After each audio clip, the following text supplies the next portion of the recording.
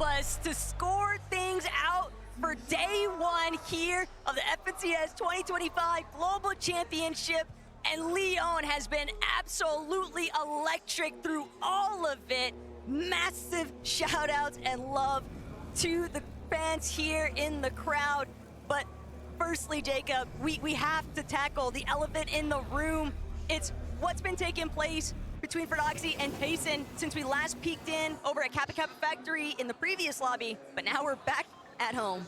I was about to laugh to myself, because you're talking about Fredoxie and Tayson, but what about the 50 other teams that end up over at Rangers throughout the course of the game? That's what it feels like. They realize how this fight goes, and typically it might be left to just one person trying to clutch up. As Fredoxie gets that first sweeper shotgun, it's going to work out perfectly. Chicho goes down, Tayson follows next. That's back-to-back eliminations, but Chino's going to go down. That's going to give them an opportunity back, and if you notice, Fredoxie has no more ammo in his shotgun, and Riz is trying to take advantage of that fact. He finally picks up a few, but the damage has already been done. Riz with only 3 HP, and Pablo and Fredoxie on the other side are at least a duo, a strong duo at that, and they have a chance here to end the fight, and they do so with ease. I want to believe, but when Pablo is just that healthy, the outcome is basically inevitable. Fredoxie, Chino, and Pablo Wingo will play out the duration of Lobby 6, and this time it was so fast that Brazil likely won't be able to stroll on over and try to play spoiler. I mean, I did see in the feed, there was a team that was going in that direction. They saw the fight end in the feed. They said, you know what,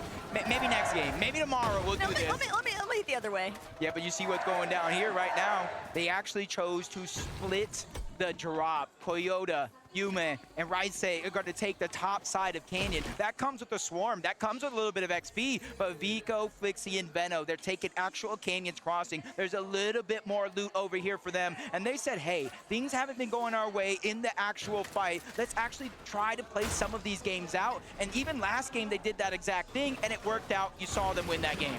There's still a leaderboard that teams want to play for prizing, Jacob. Even if it might not necessarily be a threat to first, or even the top 3 in general, it's still opportunity for life-changing money, right? And Epic Whale, Paper, Victor V, they're looking to tackle Razzle, Tate, and Raito. They have primary control of Dystopia City. They have pushed Raito's team toward the edge, but Epic Whale still needs to try and connect another shot here. He knows that Paper is gonna have that overhead sightseeing, and Razzle, not a whole lot of materials, but Paper just trying to stay on top of this fire, just trying to see if he can apply more pressure for Victor V to capitalize on. Yeah, my eyes initially peeked at Shining Span where Cammy lands. I saw them, but now you saw Ritual in the distance as Wax, Ping, and Malapuka. They're taking the fight on over. That's Aspect's team, and Aspect was the one that was landing towards the Kappa Kappa factory. So you're already seeing they're changing up their game plan. They're trying to steal away some loot away from Malapuka and Wax, but that's not something you want to do at all. And Malapuka, Wax being more than happy to try and collect whatever opportunities come their way. They're willing to try and generate these occurrences themselves, and they are just chasing these teams way out to the outskirts. This is a big commitment, but if they find the eliminations, it's all worth it. I like what they're doing here. They're just trying to trust in each other for the most part. One's going to go on over, try to see if they can find him, which doesn't look like they do. They immediately turn back. It's not worth it in their heads to go for it, as Peterbot finally makes his position known along with Ritual and Cold, and they immediately jump onto Paper. He was positioned on top of that with his building. Tagging that team down below, was not watching his back, and that's exactly what's going to do him in the end. You see Victor V looking like the only player left alive for his team. He's just trying to disengage and at least try to give him a chance to get back on up. But it's the fact that Victor V is still left standing. Bit tragic. The Paper, Epic Whale, they just never saw it coming. The Crash Pad Fizz combination a little bit too potent here, and Paper punished for that overhead position and not keeping tabs of what's flying through the sky after him. Honestly, depending on where the zone goes, is gonna help their chances or hurt them for Victor V, trying to get his entire team back into the game. We kind of saw more and more teams throughout the day kind of move over into this position, and that's going to remain the same. One all the way towards the north. Tisco and his trio, literally inside of Ranger's Ruin as well, but they're positioned above. And then Fredoxie who obviously knows where that team's at, where they're positioned, and he's at least trying to shoot off shots in their direction with that Stinger SMG, so he knows it's not going to get a ton of damage, but anything's better than nothing. And Fredoxie, Pablo, and Gino have just been playing whack-a-mole all day long. It's like the moment they take out one team, they still got to deal with another one popping up from seemingly nowhere, and Pablo still working through the lobby. Grise and Coyota going to be victims at the other end of that shotgun barrel, but Yuma still trying to do what he can to pick up the pieces here. It was a nice knock onto Gino. Unfortunately, the 1 versus 2 situation, that's just so hard to convert into a victory there. So they're going to be put down temporarily, but things are getting messy here in the south side. Yeah, this is not where I expect Benno and Vico and Flixie to kind of end up, going all the way towards the south side of the map. That's given Alex and On and Resigns an opportunity to get the early surge, steal away some of this loot. And you can see what Benno, he has really no other choice. He knows the full team is all around, and a third party closed off into the distance. Even with 69 HP, he does have some extra shields, but he doesn't want to give away his position with those audio visuals. Alex finally found him out, and the full team is wiped off from Victory Royale to 30th place. Yeah, it doesn't really matter where Benno tries to go after that. Alex Resigns and Anon, we're never going to let them leave this vicinity. It's just way too primed up of a chance, and they're not going to come by often, but still, Alex Resigns got to keep open eyes on the map, because Mixin and Focus, they might just have a chance to shut down everything that Alex just worked to accomplish. But Alex spots him out through the window, and Alex not going to be able to get that shot just yet, but still, the damage has been done. Focus, Mixin, they're bailing. Yeah, and they're only a duo. That's basically giving away your position for Alex and On and Resign to make that decision. Do we fight it? Do we beat him on towards the mountain priority position? What's more important here? And I honestly like their decision to close out the day, play a little bit more aggressive, try to get more points, and already they get the knock onto Focus. Now they're in a 3v1 situation,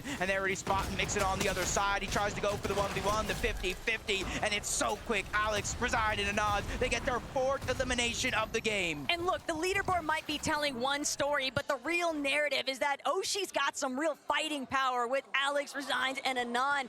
And it's unfortunate that they just haven't had anybody to really get their surge in, so it's just been so difficult for them to actually traverse every single one of their rotates, if they even make it off of their initial drop in the first place.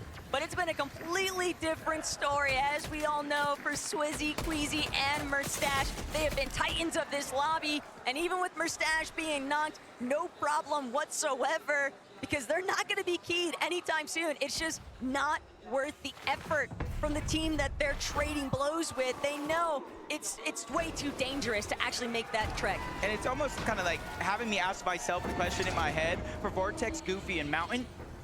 When do you stop targeting Queasy and his entire trio on the other side? Because even though that's helping them get some Storm Surge, it's helping Queasy, Merstache, and Swizzy a lot more, and they're bringing it much further on into the game. In the feed, Arc taking down one of the members of OCE Power's team.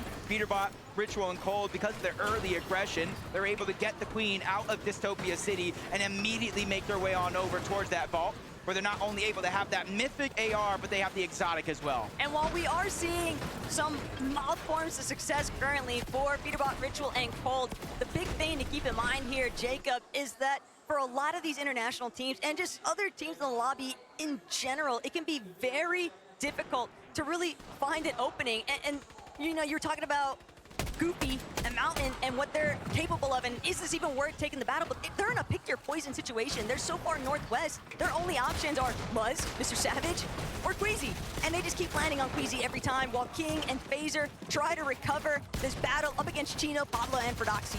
Ooh, almost landed that good shot, but King, honestly, watching him throughout the season, when it comes to this double pump, it packs so much of a punch. He has Fredoxie and Chino on the slivers of HP, but unfortunately, the bait and switch comes through yet again. Pablo, knowing his teammates are weak, takes charge, gets that elimination onto King, leaving Phaser by himself. But it's so early on in the game, Taco. 3rd zone, 1 tick. Even though he has only 1 med kit, I'm not too worried, because they're gonna have to rotate out of that position. Look, we know that King is good at fighting, but in this lobby right now, Pablo has just been better with everyone that he stumbled across, and that kind of performance can carry them a long way. It's starting to feel a little reminiscent, Jacob, of that early performance that they had to start this day off. 85 points secured in one lobby. And who's to say they couldn't do it again? Yep, you can see Zeddy, Epco, and Panda have taken the most storm damage of all teams. With the way some of these games have been going, not too surprised. Zone moving towards the north in a couple of games, all the way towards the west. They land at Kappa Kappa. They have a contested fight, and then so many other teams along the way, they almost have no other choice, especially since this has been a huge part of their strategy when it comes to these surge bases, and they have that abundance of extra HP, so it's no worries. But the conversation that's been building between the Seti-Cammy breakup, and we're looking at both of these separate trios having so much consistent success that they are both within our top 5 here in day 1. There's a real chance for Seti and Cammy to try and see, you know, who is really the problem. And right now, based off their performances, Jacob, I don't think either of them were. I think they were both just ready for a switch up. I know when we talk about like some teams just forming, you know how they sometimes hit that honeymoon phase? What a perfect time for them to hit that phase and keep that consistency going. Coming together, qualifying in Major 3, and really taking that opportunity, just that chance to play at the Global Championship and running away with it. Same with Vanya, Marius, and Pixie. They get their drop spot uncontested. And honestly, whether it's contested or not, we saw Cold and his trio try to go ahead and make that their home, but that was quick work for them off that 50-50 drop off the side of the mountain, where you're seeing a lot of our top teams here, how they're rotating with the zone pulling towards the south. A lot of them are beating other teams to the punch. They're not taking that crowded position in towards the zone. But this is really nice for Clix, Higgs, and Yamza as they continue to press forward because they're approaching that mountain range overhead of Foxy Floodgates. They're coming from that north side position, pushing south. They're going to have that little bit of elevation to work with, and we've even got a nice little listening to see what Clix is getting up to. Yeah, They're in streaming. yeah, look at them. We Look at should this. shoot. 3, 2, 1. 30. Nice. Go. Let's go. Let's clash, please. No. We full grief them. I like it, I like it, I like it. They got the damage.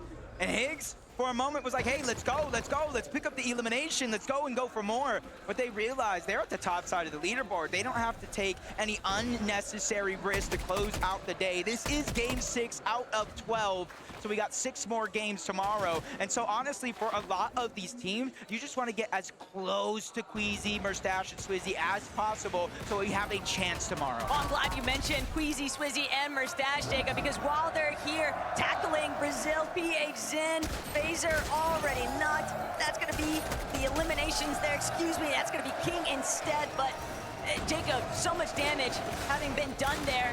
And Queasy now on the back foot. He's actually going to have to depend on Merstash and Swizzy to close this one out because Chino, Fredoxie, Pablo, they've now entered this battlefield. And Fredoxie, he doesn't seem interested in leaving anytime soon. This is a blessing. This is a blessing for the entirety of the lobby, not just Fredoxie, Pablo, and Chino here in this situation. You take them down, and I like taking matters into your own hands because 4th place, 1st place, 1st place, 1st place, 2nd place for Queasy and them off the top of the leaderboard. You cannot expect them to go down early. Sometimes you have to do things yourself. Phaser might not even know that there's a whole trio up above, but he might not have the HP. Storm Sickness is a possibility. He might have no other choice but to move into this trio. It's just witnessing what Fredoxie, Pablo, and Chino are able to accomplish when they finally have an opportunity to make it off spawn, Jacob. They've had to deal with so much action throughout every single one of these lobbies here today, and yet they are still managing to manifest these opportunities for themselves. You can see they're even so close to Pix, Darm, and Demus, who are playing out of their minds, not just here, but all year long. And you can see the zone moving over towards Demons, Debris, them, and a bunch of other teams. They're kind of setting up. They're not necessarily going for high ground. They feel like they have enough surge to make that not necessarily a worry, but they're just trying to go over towards those mountains just in case we get one of those max pulls towards the west. which I do like thinking 2, 3, 4 steps ahead, even though it's relatively early. The 4th zone, you sometimes, with the way this finals has been going, you want to prioritize your rotation and your overall positioning. And what Pigstar and Demas, they're just so central right now. They're not really feeling too much pressure to leave just yet. And they're also having to monitor Pixie, Vanya, Meridius directly next to them. So it's not like it'd be an easy rotation just yet either. But Mr. Savage, Reason, they're trying to see what they can do up against the likes of Disco and Kadu. But Striker might just be looking to try and hold him down. But Reason, nice chunk of HP there. It's gonna go missing from Kadu. Reason now on the ropes, though. He's not gonna be able to break away. Mr. Savage trying to provide coverage fire. Right side peek, a little bit in his favor, but Kadu still relatively healthy in comparison to Savage. He does have 6 different crash pads. He does have the Flowberry Fizz. But does he have the reboot cards, and does he have a chance to get them? For Tisco and Kadu, they're in a very, very similar spot, but not as drastic. Only Striker is down, so they are going to be a duo in this situation, not too far away from the overall zone. So they too, if they have that reboot card, they can immediately move on over towards Ranger's Ruin to try to get that reboot back, and that's exactly what they want to do. Savage has no other choice but go the other direction towards Foxy Floodgates, which is good because now he has a chance for the reboot, but he's moving closer and closer to other teams while being almost 300 damage below the threshold. But that's the problem. He's so low on his surge damage, and even with a successful reboot, hold that thought though, Pollo finally seeming to get a nice elimination here onto Kazi, and that kicking open the doorway. They need some kind of catalyst because they've had a very scrambly day so far. Second time's the charm. Second time is the charm, but they're deep in the zone, not a lot of heals. Phaser and King are both relatively low. You gotta hope they have something, but they have nothing. Phaser's gonna be the first one to drop. PHN realize I cannot be the hero. I have to go. He has no heals either. Even though this is a one tick, he has about 50 seconds on the clock to either find elimination or find any sort of heals, bandages, anything. Oh man, Merstash, does he realize what's behind him? But PA Zen, if he gets the jump onto Merstash, that could be very problematic still. Merstash at least has Swizzy and Queasy. And a good replenish, but Merstash knows it's cooked from this point. He can't press forward any longer. Maybe there's a reboot later. Got the down onto Merstash. I don't even know how he was the last one to do damage.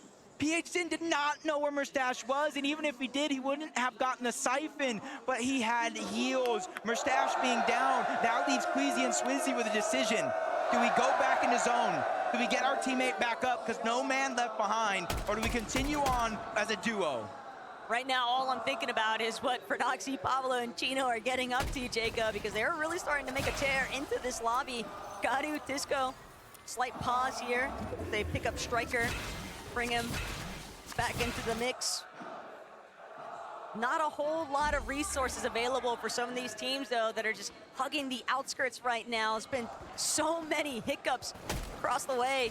But Clixie, Yamzo, and Higgs, they've still managed to find their footing on the side of the mountain face at Canyon Crossing. Yeah, now they're positioned right next to Kanata. That's the knock they got earlier, where they were able to kind of accumulate a good amount of surge. Now they look towards the bottom side of that mountain. Balor, Mantor, and Adapter are the ones that are taking a lot of that focus, and they're inching closer and closer to Gabzera, Scarpa, and Way as well.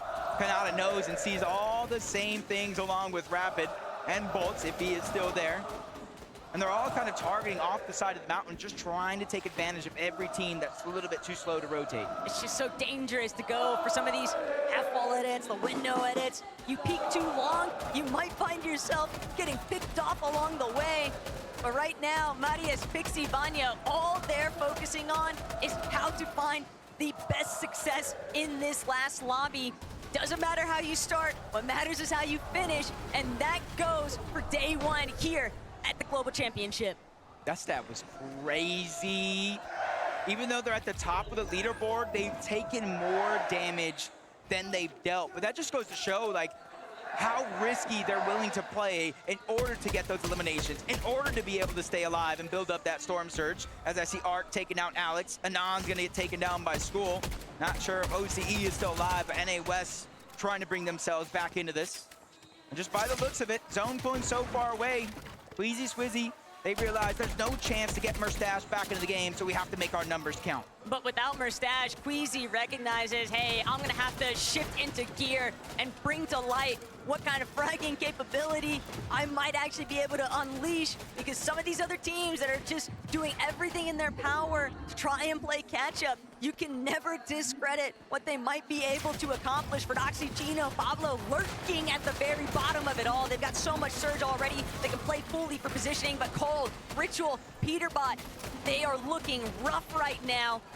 They still have a good chunk of resources to actually bring their HP back up, but they're still just in such a tight position, and no one is even backing down. All day long, teams have been openly embracing the fight with Peterbot, Cold, and Ritual. Yeah, drop spot aside, this is a game with the loot and the loadout that he has. You really have to make it count. Teddy Apko and Panzer, 678 above the damage threshold. They may not know Resigns is getting ticked by Storm Surge, but if they were close by, they could probably hear the shields crack, as Victor V is close by as well. I did see a couple of his teammates go down in the feed. I don't know if he's entirely a solo, but hey, it's Victor. Oh, well, no, that wasn't my fault, Taco. That wasn't my fault. Okay, Ozzy. That was Ozzy. He's doing a watch party upstairs. It's definitely Ozzy's fault. Oh, yeah, but Fredoxie on the other end, he's actually got a glimpse of Queasy up in the skies. Queasy having been spotted out, he knows this is trouble. We've got to start maybe working our way down. This is not the spot to be, but Gino, Pablo, Fredoxie, they don't care. They're looking to fully collapse. They see that Queasy is weakened, and they've actually completely overthrown the ultimate high ground position. But the fact that Queasy and Swizzy are still alive, Jacob, it's still the potential for placement points to keep building. Yeah, this is almost looking like a full circle moment, because remember, it was Fredoxie, Pablo, and Chino the ones that even took down Merstash in the first place and put him in such a rough spot overall, and they really haven't been able to recover from it since. Take a look at some of the action going down around the lobby. Kanata just taking matters into his own hands. The first knock, that was easy. The second one somehow was easier, and now Kanata's looking to pressure that third elimination. And that's something big for them, because you can see he's all by himself, still taking pressure, still taking damage from all directions, and quickly running out of builds. But if it resembles a shotgun, Ganada can still max it out, and that's all he's looking for. A couple of Flowberry Fizzes still left at his disposal. Seti, rather weakened, but his trio mates still way too healthy. Panzer and Yapko can just overtake that tarp responsibility here. Panzer now holding down the walls. Hoyo, Agers, Acorn directly underneath. The elevation shifts can be brutal, but for Gino, Pablo, and Fredoxie, all above it all, they have no issues whatsoever, which is suppressing these lower teams. This is our time right here to move up that leaderboard and hopefully maybe even get into the top 5, especially being contested by not only Tayson, but as that fight ends, so many other teams moving over in that direction as well. Marius, Pixie, and Vanya, this is one of the teams that they have to potentially go through as well. As you're seeing, Vanya get another elimination onto Mountain. That's their second one overall. 254 above the damage threshold. They're not focusing on taking any fights that they don't have to. Yamto clicks, they both fall. Storm Surge is a huge thing that's taken them all out as the full trio's back to the lobby. Now Acorn's pressuring in. Marius sees him coming from a mile away. He goes up and over, dunking on him yet again. Now it's him versus Pollo. Zone's gonna finish the job. Marius with back-to-back eliminations. Marius did such an excellent job at just pushing them fully back. That is a huge come up here as Agers now forced to try and see if he can bring it together. But Marius, he's just not slowing down anytime soon. Just continuing to barrel his way forward inside of the mid-ground layers. Fredoxie, Pablo, Chino with height in third control. I just don't see a way for anybody else to actually jump up towards them anytime soon, and Chino just continues to spray all those teams making their way towards the front side of zone. And they even reinforced it on their way on over, patiently waiting for the zone to pull. It's going to work out in their favor for the most part.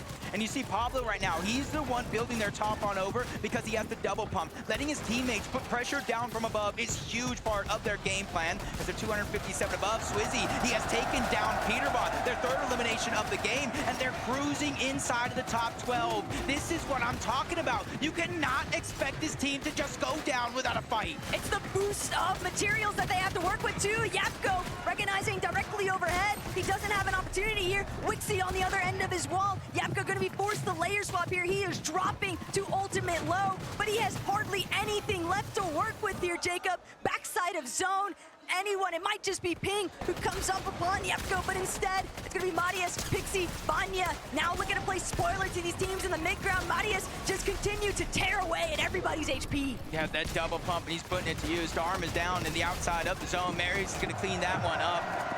Couple more points, push them further and further closer to Queasy, who's still alive, by the way. Yapko is solo. He's just trying to get the most out of this as possible. Only 5 on the med miss, no extra build, scrambling around, trying to catch somebody off guard, but it's he who falls to Pixie. Chino, Pablo, and Fredoxie still in the high ground. Swizzy and Queasy now working through ultimate low. This is a night and day difference for loadouts, but Swizzy still trying to bring it all together. He only has 5 builds, but he has to take a chance to heal, and Queasy picks it up where he left off. Eliminations onto Tisco now means that Queasy has some material to work with, and Marius, he's tarping his way through, but he might just run smack dab center into where Queasy is at, not to mention Fredoxie, Pablo, Chino overhead.